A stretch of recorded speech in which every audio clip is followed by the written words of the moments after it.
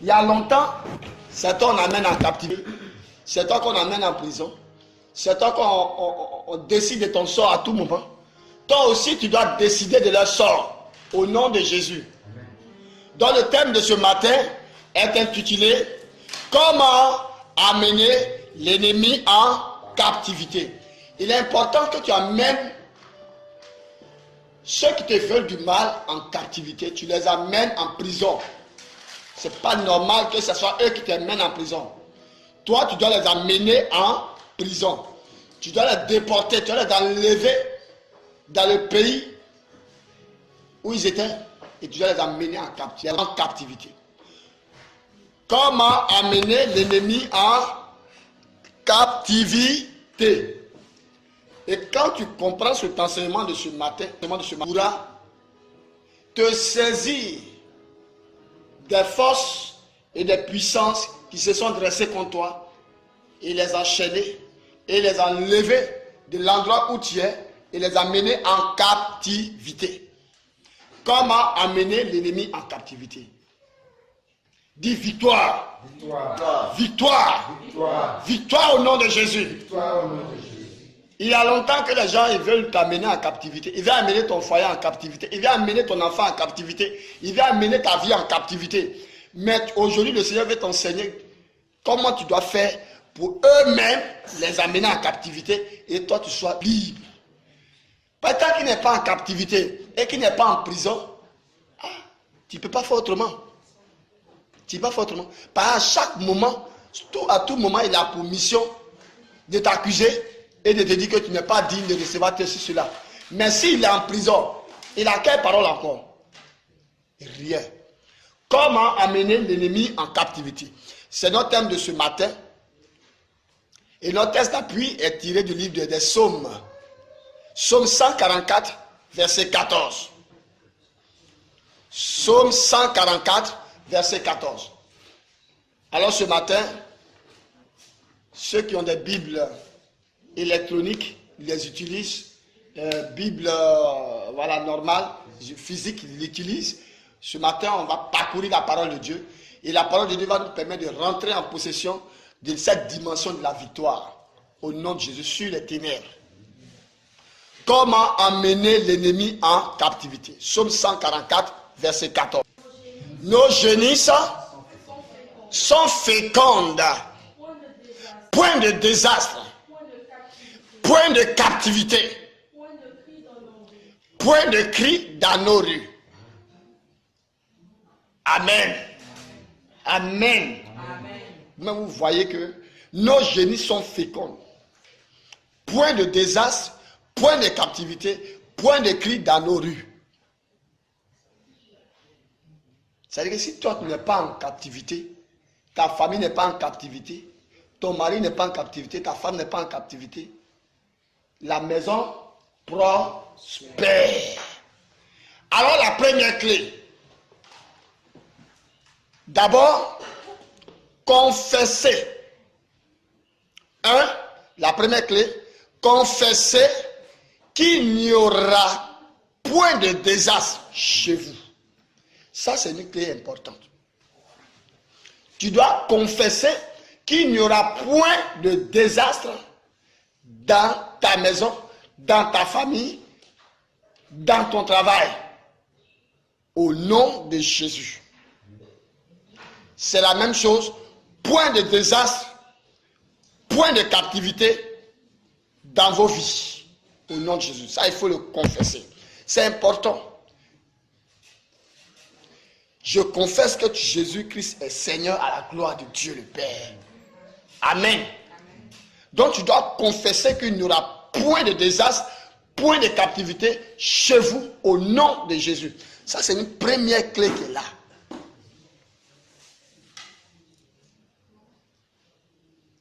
Quand tu as confessé cela, ça va t'amener à confesser aussi que tout ce que vous touchez, c'est le deuxième. Confessez que vous êtes fécond à l'infini. Ça, c'est important. Au nom de Jésus. confessez que vous êtes féconds à l'infini et point de cri de malheur dans vos maisons pour la gloire de Dieu. Confessez, c'est le deuxième, confessez que vous êtes féconds à l'infini et point de cri de malheur dans vos maisons pour la gloire de Dieu. Quand tu commences à confesser ces deux éléments-là, automatiquement, la captivité commence à prendre fin sur le champ. C'est-à-dire que c'est un décret que tu as proclamé, un décret spirituel, et ce décret s'accomplit au nom de Jésus. Amen. Après cela, la troisième clé se trouve dans le livre d'Isaïe. Isaïe 46, le verset 2. La troisième clé se trouve dans le livre d'Isaïe. Isaïe 46, verset 2.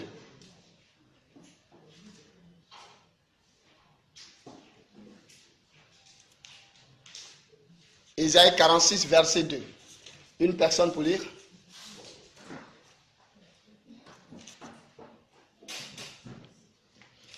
Isaïe 46, verset 2. Vous allez.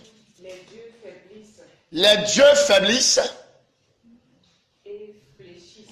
Et fléchissent. Incapables de sauver leur statut. Incapables de sauver leur statut. Ils vont eux-mêmes en déportation. Ils vont eux-mêmes en déportation. Amen. Parole du Seigneur. Alors ma fille, donne ta version. Isaïe 46, le verset 2e. Ils sont tombés. Ils sont tombés. Ils se sont écroulés ensemble. Ils se sont écroulés ensemble. Ils ne peuvent sauver le fardeau. Ils ne peuvent sauver le fardeau. Et ils s'en vont eux-mêmes en captivité. Et ils s'en vont eux-mêmes en captivité. Aïe, aïe, aïe, aïe. C'est-à-dire, c'est la conséquence, regardez bien. Quand tu as déjà proclamé les deux qu'on a dit tout à l'heure, tu vas constater là tout de suite que les faux dieux, tout à l'heure on a dit les dieux, c'est-à-dire ils n'auront plus de pouvoir. Et comme ils n'ont plus de pouvoir, ils vont tomber dans l'échéance. Ça veut dire qu'ils vont tomber, j'allais dire même, ils vont tomber dans leur propre prison qu'ils ont créée. Et puis, ils seront prisonniers de leur propre pouvoir. Alors, cette clé qui vient ici, ils sont tombés, ils se sont écroulés ensemble. C'est-à-dire les faux dieux, ils ne peuvent sauver le fardeau, c'est-à-dire le poids qu'ils ont envoyé dans ta vie. Et ils s'en vont eux-mêmes en captivité, c'est-à-dire eux-mêmes ils vont en captivité. Qu'est-ce que tu dois faire? Dans cette clé, tu dois dire simplement, sur la base de cette parole, tu dois t'appuyer sur cette parole. Sur la base de cette parole, parce que Dieu se reconnaît à sa parole, sur la base de cette parole, confessez que vos ennemis sont tous tombés sous votre pouvoir au nom de Jésus.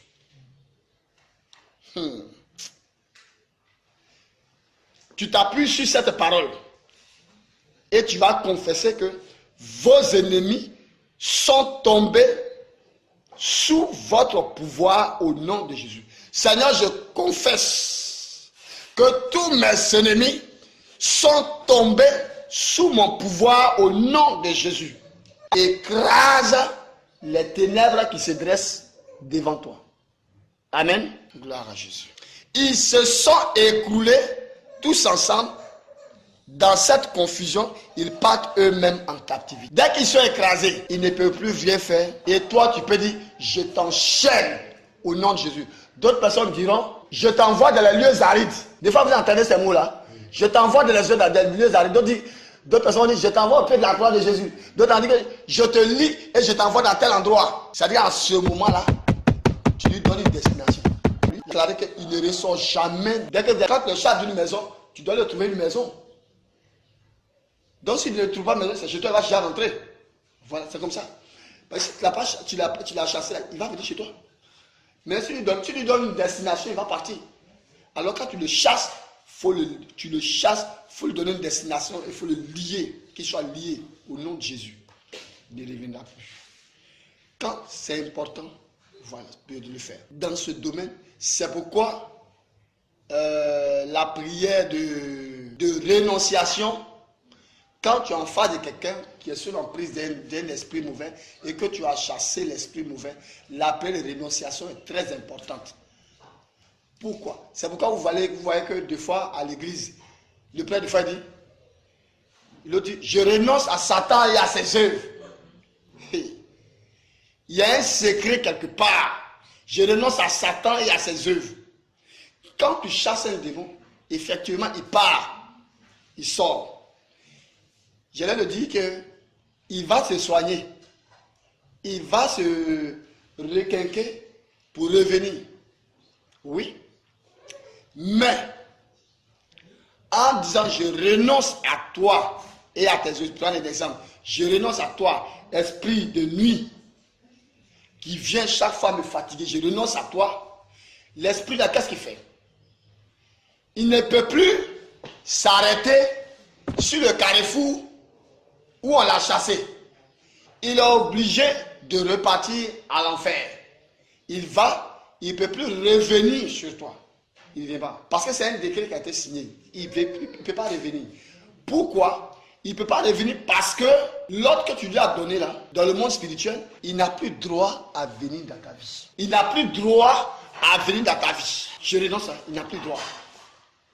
Quand tu as dit je renonce là, donc automatiquement, si tu vois que ça soit à l'église, le corps du Christ, que ce soit des hommes de Dieu, de plusieurs confessions, ou bien quand tu regardes le film de Jésus, il dit, si tu acceptes Jésus, il faut dire, Seigneur Jésus, je t'accepte comme mon Seigneur et mon Sauveur, le maître de ma vie.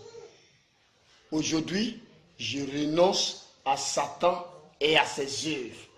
Automatiquement, tous les décrets où les démons là doivent venir contre toi, et la mission qu'ils ont contre toi est annulée sur le champ. Est annulée au nom de Jésus. Cette mission-là est annulée. Il est obligé de partir. Maintenant, si il y a d'autres missions qu'il doit faire contre toi, là c'est après. Mais la mission là, ce démon-là, sa mission là, c'est stoppé. Peu importe, avec Farouche, comment il est venu contre toi, sa mission est terminée. Il doit repartir. Il doit repartir. Il repart. Il veut pas, il doit repartir. Mais quand il repart, ça lui fait très mal. C'est la seule chose qui lui fait très mal. Cette prière-là, je renonce là. Seigneur Jésus, je t'accepte comme mon Seigneur, mon Sauveur. Et puis on dit, à ce moment-là, le Seigneur entre dans ta vie. Mais si le Seigneur entre dans ta vie, c'est que quelque part, les ténèbres ont dégagé. C'est ce que ça veut dire. Ça veut dire que les ténèbres qui sont là, qui te tenaient captif, ils n'ont plus droit. Mais s'ils retournent à l'enfer, qu'ils ont une autre mission contre toi, là c'est un autre cas, là c'est d'autres missions. Mais la mission première qu'ils avaient contre toi est annulée sur le champ. Le démon ne va pas à l'enfer. Quand tu as dit je renonce, vous avez le démon où ça va? Il va sous la mer. Il va sous la mer. La mer, sous la mer, il y a un laboratoire. Quand il arrive au niveau du laboratoire, le décret dit quand il arrive au niveau du laboratoire, il est découpé en petits morceaux. Regardez un peu. Je donne cette image. De la main, on prend une feuille et puis on le coupe comme ça. On coupe comme ça, regardez. Et puis il pleure, il crie. Et puis il souffle. Il souffle, on le découpe en petits morceaux. Petit à petit, comme dans la main, on arrache la peau d'une personne petit à petit. C'est comme ça on découpe le démon là. Petit à petit. Et le démon là, il souffre amèrement. Quelqu'un me dira, mais qui le découpe? Le démon qui a pour mission d'appliquer la sentence contre ce genre de démon, ce sont les loups-garous. Les démons qu'on appelle les loups-garous. Les loups-garous ont pour mission d'abord d'amener les démons à appliquer ce que Satan donne d'appliquer. S'ils n'appliquent pas, les loups-garous ont pour mission de les sanctionner. C'est-à-dire de les découper jusqu'à mort. Or, quand le loup-garou est en train de te découper, il te découpe petit comme ça, petit à petit. Et tu souffres, tu souffres, tu souffres. Donc le démon est en train de souffrir, on le découpe petit à petit. Maintenant, dès qu'on finit de le découper, on le rend en poudre. Oui, il ne se tolère pas. Non, non, non. Il le rend en poudre. Et dès qu'il le rend en poudre, cette poudre-là de plusieurs démons qu'on a rendus en poudre là, plus tard, peuvent venir sur la terre, pas venir sur la terre, pour alimenter quoi? Pour alimenter les fétiches des villages. Les fétiches qui sont dans les villages, pour avoir le pouvoir, les fétiches qui sont dans les villages, pour avoir le pouvoir, c'est de là ça sort. Dans le laboratoire, les fétiches qui sont dans les villages, où on dit, dans les eaux, où on alimente le fétiche. Oh, mais le fétiche, il est fort, il est fort. Bon, les gens, c'est comme ça, les gens disent. Mais en vérité, pour qu'il ait ce pouvoir, c'est que là, il tire ce pouvoir. Il fait ses sacrifices et il rentre en contact avec cette poudre spirituelle des démons là. Et c'est ce qui alimente le fétiche. Et le fétiche, on dit, mais le fétiche est puissant. Ben, il est puissant à un certain niveau des hommes, mais il n'est pas puissant devant Dieu. Il n'est pas puissant devant toi qui es l'enfant de Dieu. C'est ça. Mais le fétiche, c'est comme ça. Les fétiches que vous voyez un peu partout, vous entendez parler de marabout. Comment le marabout obtient son pouvoir. C'est ce que je suis en train de vous dire. Ça, c'est comment le marabout obtient son pouvoir. Et c'est comme ça qu'il l'obtient. Et de là, dans le monde spirituel, il peut n'y a pas d'autres soucis. C'est dit, c'est passé là. Le démon là, ce n'est plus lui qui vient te combattre maintenant. Tu constates encore qu'il y a d'autres démons quelque part qui viennent te combattre. Mais sinon, le démon qui était là tout à l'heure, là, à cause de ce tâche de dénonciation, il ne peut plus. Alors si tu renonces à tel esprit qui fatiguait ta vie, par exemple, et tous se font, ils ne reviennent plus. Ils vont, et tu vas partir. Ils sont obligés de partir. Ça leur fait mal, mais ils sont obligés de partir au nom de Jésus. C'est comme ça. Et là, ils sont en captivité là-bas, mais ça change de dimension. Ils sont en captivité. La multitude, légion. Non, c'est pas ce démon-là. Ce que tu as vu là, c'est un démon qui a été chassé. Mais il n'y avait pas eu de... Non, il n'y avait pas... Quand Jésus l'a chassé, le démon qui vient dans les cimetières, il y avait plusieurs démons qui étaient dans son corps. Et puis Jésus même l'a chassé les démons là. Les démons, il y a d'autres mecs qui sont partis dans les ports. Il y a d'autres qui sont partis dans les ports, tout ça. Jésus a donné une destination. Mais est-ce que tu as vu quelque part où le monsieur, il y avait un acte de rénonciation là? Moi, je parle de l'acte de rénonciation simplement. Sinon, je sais que s'il sort, on lui donne une destination. C'est ce qu'on a dit. Jésus lui a donné une destination. Il est rentré dans les ports. Et puis les ports sont tombés dans l'eau. Se sont noyés. Voilà, tout ça. Mais c'est une destination. C'est une destination. Là, ça, en ce moment, ils s'en vont. Là, ici, je parle du domaine de rénonciation. Je suis allé un peu plus, j'ai poussé un peu plus le système où on a chassé le démon, on l'a envoyé dans les lieux arides, on l'a envoyé au pied de la croix de Jésus, on l'a lié là. Je me suis arrêté là, mais je suis allé un peu, le nom dit dans le monde spirituel que j'ai touché. C'est le nom dit dans le monde spirituel que j'ai touché. J'étais en train de faire sortir ici, je suis en train de faire sortir ici le domaine de comment les fétiches, les pouvoirs, les fétiches, les gens qui ont le pouvoir de leur maison, comment ils reçoivent leur pouvoir. J'ai ajouté cela à ça pour que tu puisses comprendre que eux aussi, c'est comme ça. Mais supposons que lui, il est lié à ce démon-là, le féticheur. Le féticheur peut se convertir à Jésus. Si aujourd'hui, ce fétiche-là, il alimente toujours par des sacrifices de moutons, de cabris, de quoi. Et puis en même temps, il rentre en contact avec les poux des démons qui sont là. Et puis ça lui donne le pouvoir.